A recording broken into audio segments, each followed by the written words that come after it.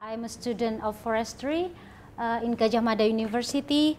Now I'm going to present you about local communities' perception and response towards the KFCP, REDD plus demonstration activity in Central Kalimantan.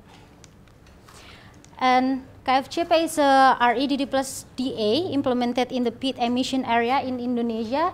It is in a small part of the X-Mega Rice project, and this is a partnership between Indonesian and Australian government. And this partnership is the first and large-scale DA of its kind in Indonesia. So the community engagement started in mid-2010, and our research started a year later during September until October 2011. And there are three interventions that we concern on, which is it's also activities of the KFCP which involve numerous locals. And this study is part of understanding potential displacement and attribution of carbon leakage. This is the aim of the KFCP itself, to demonstrate a credible, equitable, and effective approach to reducing greenhouse gas emission from deforestation and forest degradation, including from the degradation of peatland in KFCP area. So we asked, how do communities perceive and respond towards KFCP as a REDD demonstration activity? And our research method, we used to approach for this research, the first one is qualitative, and then we use the quantitative. Why we decided to take this approach, since we want to gain more insight during our field work. So when we use the qualitative approach, we take the purposive sampling. We use the purposive sampling to interview some key informants, and for the quantitative, we use random sampling to interview the respondents. So we have 40 key informants and 83 respondents. And this approach is to assess the perception of locals, and we divide it into three. The first is knowledge, and then feeling and response. But in this presentation, I will focus on benefits of participating in KFCP activities, and then the responses to hypothetical impact on communities' peatland activities.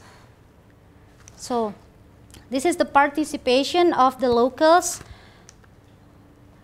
Most of them participate in the reforestation, which consists of two activities. The first one is replanting, and then the second one is seedling nurseries in the village. Okay, and we asked, does participating in KFCP benefit you economically? And then some of them say yes, and then no, and then don't know whether they get the benefit or not economically, and then the rest is not applicable, the 41% of them. Why is it so? Because they didn't participate at all in the KFCP activities. So this is one of the quote of our key informant. He said that when he participates in KFCP activities, it's very beneficial. Not because he's defending on KFCP, but there are nursery and etc. that relates with his livelihood.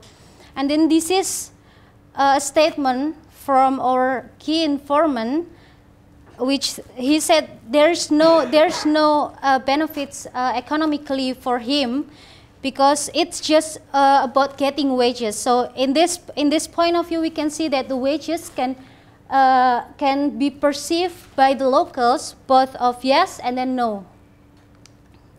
And are there any non-economic benefits for the locals, and what are they? They say yes and then no, and don't know and not applicable. It's the same, not applicable and don't know. Don't know, they don't know about whether they get the non-economic benefits or not, and they're not applicable. It means that they didn't involve in any activities of KFCP.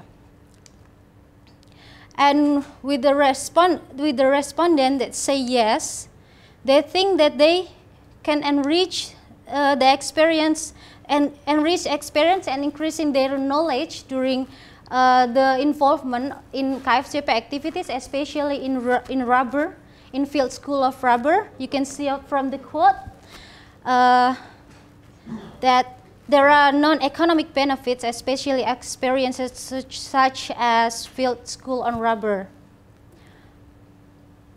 So this is the largest part of their perception on non-economic benefits. And then about responses to hypothetical impact. We asked to the locals, do you have any activities in the KFCP area? Most of them say no, and only 14% say yes. And why?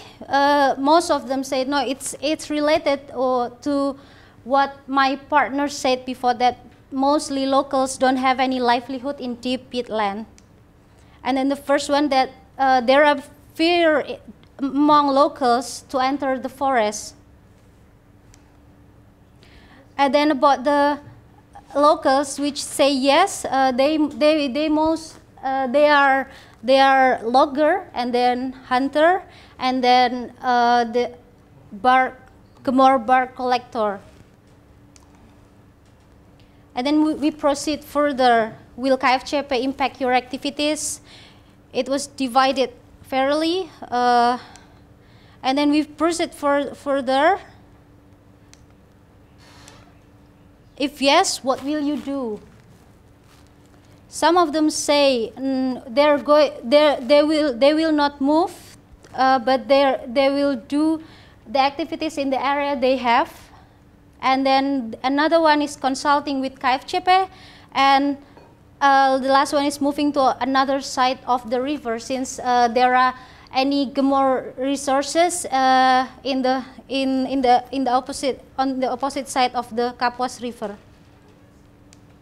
Okay, and we conclude that the wages from KFCP are the main issue in perception of economic benefits, and receiving wages can be perceived as a benefit or not a benefit. And then the third one is enriching knowledge and improving experiences are the most perceived non-economic benefit. The fourth is that many people perceive to be impacted by KFCP activities in peatlands because they don't have activities there. And then the last one, possible outcomes are moving to location outside KFCP or consulting to continue activities in area KFCP. Thank you.